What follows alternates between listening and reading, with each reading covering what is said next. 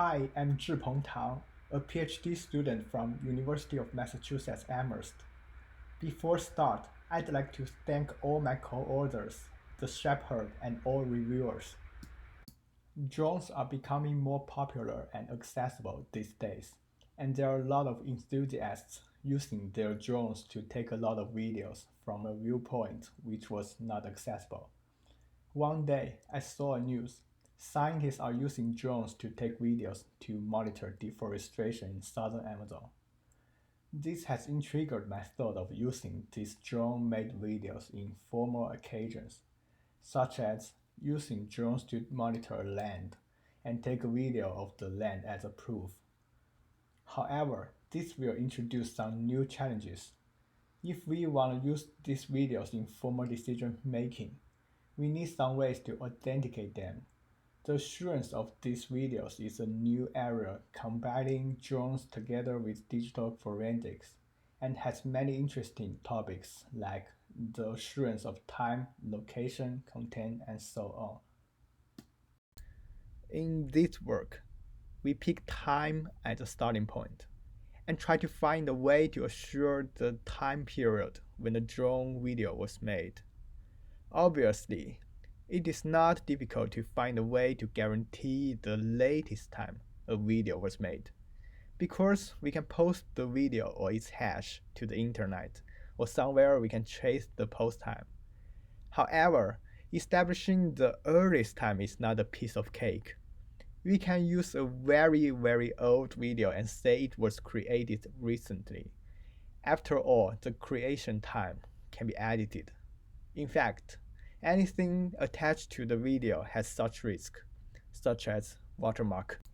Our solution to this problem is to marry the timestamp with the content of the video. More specifically, in our setting, we don't trust drone operators because there are some guys who may lie about the creation time of their videos. We need to find a way to debunk the lie or at least increase the cost of lie. We use a plain path as a challenge to the untrusted drone operator. We make this path confidential and reveal it to the drone operator only after a certain timestamp T.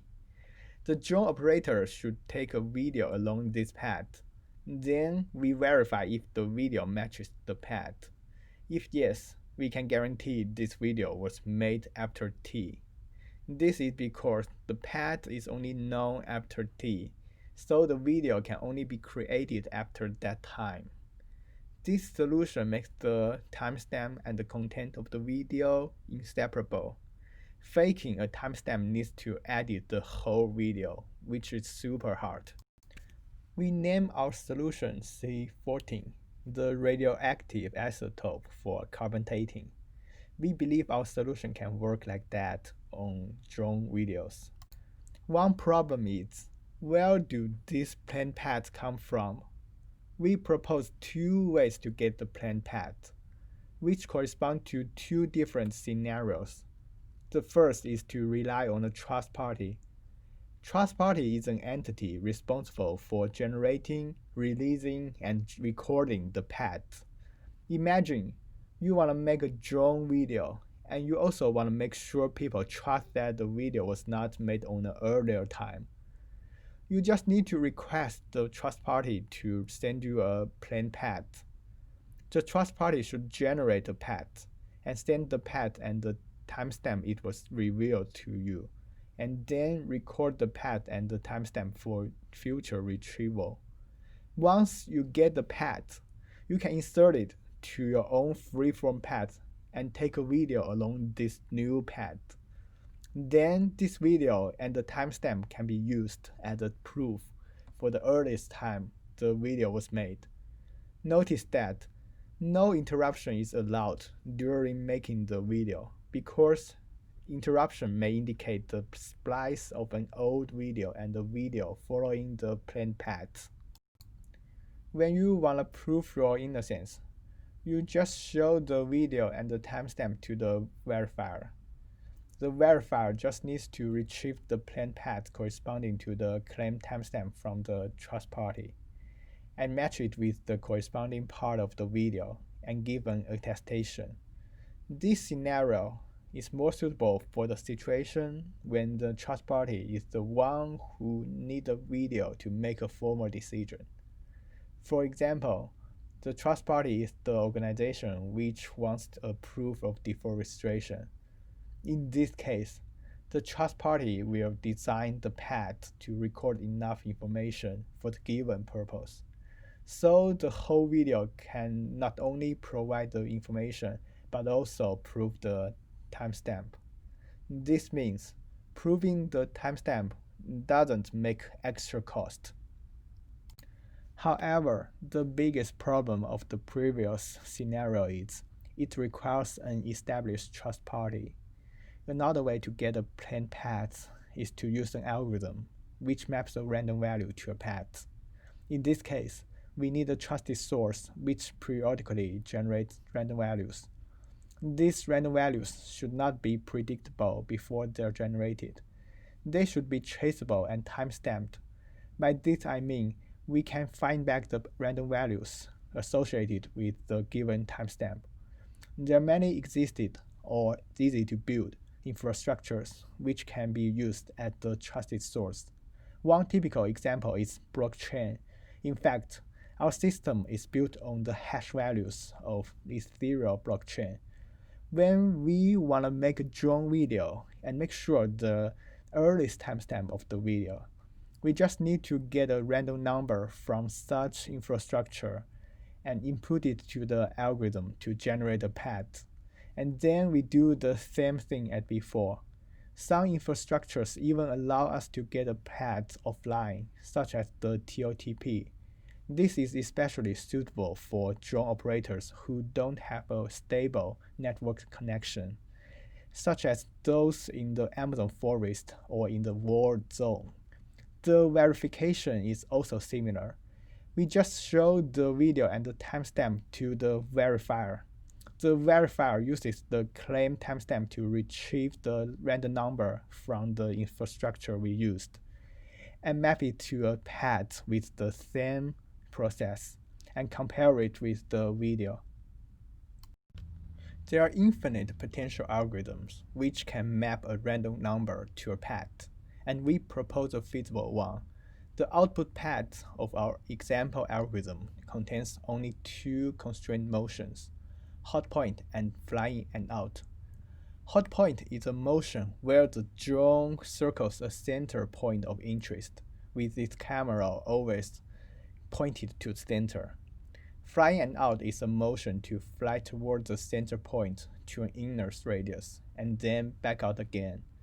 These two motions are constant motions, meaning the rate of translation and rotation does not vary during the motion. For instance, if the drone flies in, etc., translating forward, it does so without changing direction and speed.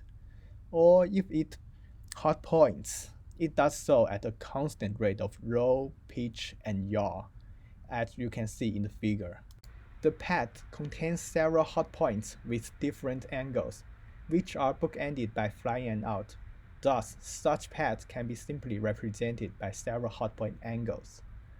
Our example algorithm just takes a random number as the input and set this random number as the seed for random number generator, and generates a series of integer angles within the range from 0 to 360 degrees, either clockwise or counterclockwise.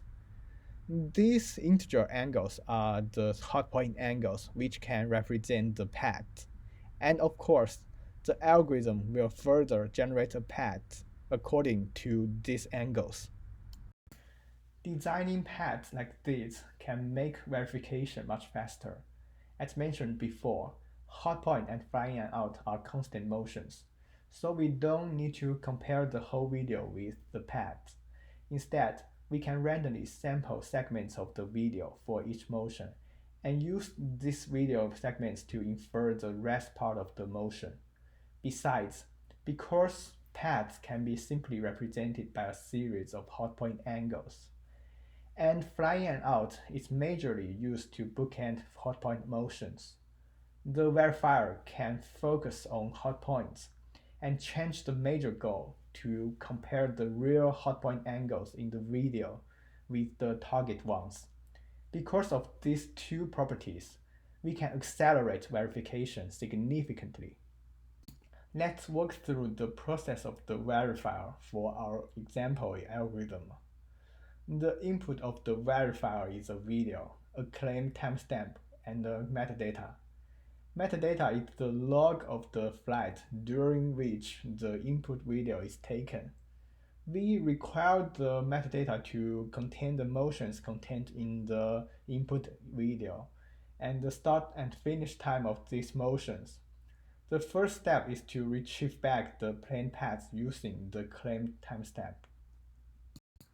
Then the second step is to verify if motions specified in the plane paths are consistent with the motions recorded in the metadata. Notice that it's safe to use the metadata because we only rely on the start and the finish time of each motion recorded in it. We use these time labels to rapidly pinpoint the hot point and fly in and out, so that in the next step, we can segment videos more quickly. If the drone operator tampered the metadata, the verifier will detect it in the future steps. Because every feature of the motion is examined, after this step, we can say the plane path is consistent with the metadata, and the following step will check if the video conforms to the metadata. An alternative way is to ignore the metadata entirely and reconstruct the metadata using the computed motion. But this would require us to compute all or a large part of the video, which is computationally expensive. The next step is to infer the motion of the video. As we mentioned before, we don't need to compute the whole video. Instead, we just randomly sample a lot of video segments from each motion, etc., each hot point, and each flying out. Each video segment contains only a small part of the motion, usually only with several frames. Then we input these video segments to PWCnet, the state-of-the-art deep learning model for optical flow. Optical flow shows how pixels move from one frame to the next. If the scene is largely static, the moving directions of pixels can indicate how the camera itself moves. Based on this, the verifier can infer the motion for each segment. However, the inferred motion is based on the camera frame of reference. The camera and the drone are usually not in the same frame of reference because the body of the drone and this camera usually have some angles because of the gimbal. Thus, we still need to translate the inferred motion to the drone frame of reference. This involves some math. You can find it in the paper. Once the inferred motion for all video segments are translated, we can start to compare the video with the metadata. As we said before, we can focus on the comparison of hot point angles instead of comparing each video segment frame by frame. An important observation is that the value of the hot point angle is the sum of the yaw during hot point. Notice that the yaw I just said is based on the drone frame of reference. However, we don't have all the yaw values because we only computed motions for video segments. We use an idea similar to Riemann sums to approximate the area. Once we get the estimation of these angles, the verifier can compare them with the target angles and give a result. Besides our example algorithm, there are other algorithms which can generate different paths. Also, there are paths made by hand, so there are infinite possibilities, but we still want a way to verify them. Following the design of a popular path planning system called Litchi, we represent such general patterns by a series of waypoints. Each waypoint describes the latitude, longitude, altitude, headings, tilt, and roll of the camera, and so on. The drone will follow the waypoint during flight. Thus, the waypoint is a very flexible representation for various potential flight. We propose a variant of the verifier for this new representation of paths. The process of this verifier is very similar to the previous one. Instead of comparing the hot point angles, the new verifier checks if the motion between every two adjacent waypoints is depicted in the video by comparing the yaw and the direction of translation. But the verifier is still too slow. For 2-minute 4K 30 FPS video, it takes more than 1 day to compute the optical flow and infer the motion. We introduced 4 ways to accelerate our verifier: video frame compression, frame skipping, spatial sampling, and temporal sampling. Video frame compression simply reduces the resolution of the frame. Frame skipping reduces the frame per second of the video. Verifying lower resolution or lower FPS is faster, but may cause problems for optical flow algorithm to find correspondences of pixels between two frames. Motion inference does not need the optical flow for every pixel, so we can also sample some pixels per frame and only compute the optical flow for these pixels. This is called spatial sampling. Notice that we need to guarantee the pixels sampled should be spread across the frame. Otherwise, attackers are probably able to fool the verifier by editing the video carefully. Temporal sampling is just the random sampling we mentioned for video segments. Our benchmark videos are made by various drones to reduce bias. 18 of them are from Litchi, collected by people in different locations with different drones. Others are collected using our own custom planned paths with a DJI Mavic Air. The left figure shows how the running time and the yaw arrow changes with the frame resolution and spatial sampling rate. We do this experiment to determine the best frame compression rate and the best spatial sampling rate. Then we fix the resolution and the spatial sampling rate and try to find the best FPS in the right figure. In the verifier for our example algorithm, we use temporal sampling to sample video segments from each motion. The left figure shows how the sampling rate affects the yaw arrow. The right figure inspects the source of yaw arrow closely. It decomposes the arrow into two components: the arrow from the drone control program and the arrow from motion inference and angle estimation. Because of errors from different sources, such as the drone control program and the optical flow computation, we need to tolerate some errors using threshold. In these two figures, we show how the threshold affects the false negative rate, and we use these experimental results to guide us to find suitable thresholds. This figure shows how much a plane path must change to eliminate false positive. We use the machine with the specification listed in the slide to do all timing experiments. Here are two sample results in the table, but experiments generally indicate verification is fast, with low false positive and zero false negative. In summary, C-14 assures the earliest time of drone-made videos.